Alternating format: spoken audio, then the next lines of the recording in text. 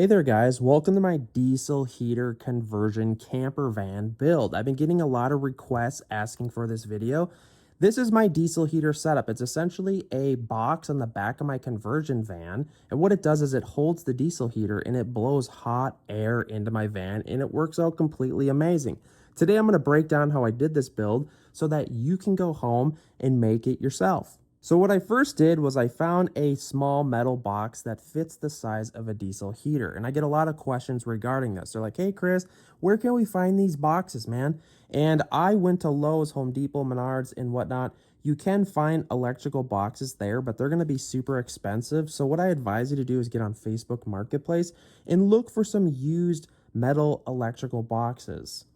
What I did was I just painted the box black. I cut it down a little bit because the depth of this thing was 11 inches and most diesel heaters are around 8 inches thick. Then what I did was I welded some quick brackets on the back of there, and that way I could enable myself to bolt it to the backside of the van door. So yes, it's not anything too special. It's literally just a metal box with a hinge on it. You could possibly make it, or maybe you could find like an old toolbox or something that fits. It just literally has to be the size of your diesel heater to kind of fit in. And I decided to go with a box like this because I didn't want any carbon monoxide inside my van. So I knew that by having the diesel heater on the outside of the van, that there wouldn't be any carbon monoxide in the van. So then what I did was I painted the box black, just basic spray paint. We're keeping this on a budget. And then I ordered some automotive urethane. What I wanted to do was kind of seal the gap in between the box and the actual van door, just to kind of keep rain and snow and weather outside of the box, because I wanted to keep it like weather tight. I was a little skeptical on this automotive urethane because it's like 18 bucks, but actually it worked out really well. And again, I'll throw all links down in the description to all the products that were used and talked about in this video. Next, what I did was I kind of taped off a section that I knew that the urethane wasn't going to go over, because I didn't want to make a huge mess, but I wanted a big seam to kind of cover as much area as I could. And I also sanded it as well. And then I cleaned it up with mineral spirits just so that it would stick as good as possible to the back side of the door and also to the box itself.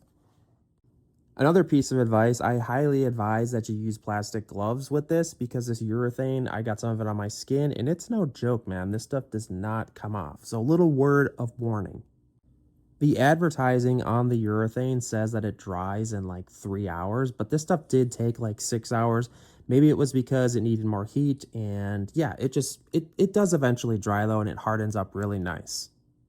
I will admit the spray paint on the box does look a little tacky. You can kind of see where it kind of looks crappy in some areas.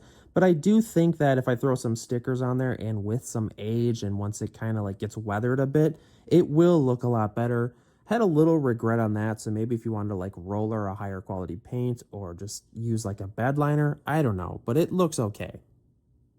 So after peeling away the tape, the urethane actually looks really nice, and I probably didn't have to do urethane, like looking back on it. Maybe silicone would have worked, but I'm kind of a psycho when it comes to installs, and I think this turned out really well. And again, let me know in the comments if you think it was overkill, if you would do this if you were doing it as well. So next, what I started to do was mock up what type of diesel heater that I was going to put inside of the box. So I bought different types, right? And you might think I'm crazy, but like I told you, I did so much research that it was almost crazy. I bought the diesel heater model where it was the unit itself, and then you use an auxiliary fuel tank, because the benefit of this was having a larger fuel tank and longer run times. But then I also like the idea of just having the all-in-one just kind of tossed inside the box. When I built this box and sized it out, I made sure that I had enough space to do the all-in-one and also just the basic heater with a separate fuel tank.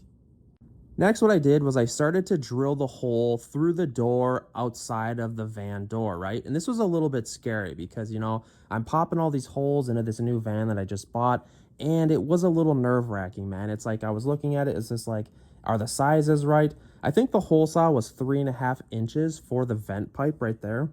And it actually went a lot smoother than I thought it would. I haven't drilled a big hole like this through the back of, or like through the side of a vehicle, but it actually turned out pretty good. Then what I did was I drilled a side hole of the same size on the side of the box itself.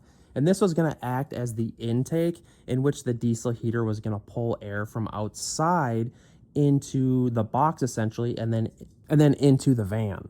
And then what I did was I 3D printed a heater vent cover. And again, I'll throw the link down in the description if you care to know what this is. But what I did was I was thinking, you know, if this open hole was on the side of the box, what I wanted to do was put like a weather guard vent cover over it. And this is, I think, used for dryer vents, but it 3D printed quite well.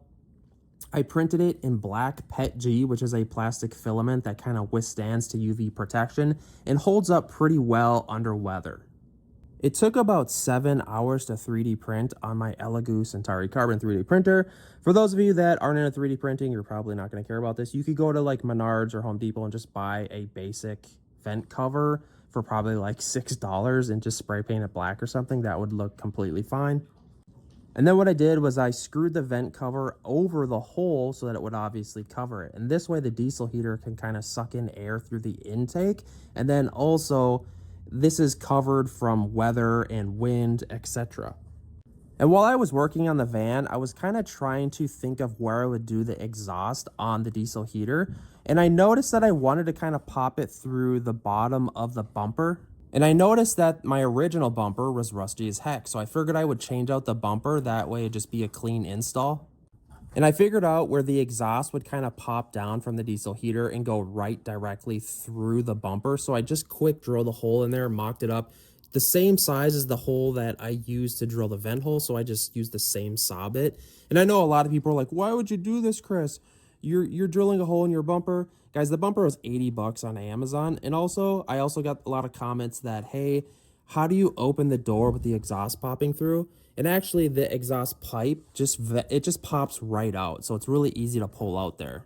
Then what I also did was I drilled a hole on top and I got like these PVC fittings so that you could kind of like open up the top in case I wanted to use a funnel when I'm filling up the fuel tank of the all-in-one diesel heater. Hopefully that makes sense. Then what I did was I painted that black really quick.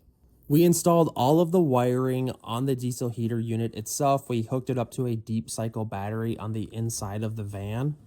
We quickly installed the intake and the exhaust and filled it with fuel. And we started testing the Vever diesel heater inside of this build. And I gotta say, guys, I actually removed this diesel heater like 2 weeks after testing it for a little while. But you're gonna have to wait for the next video to see this.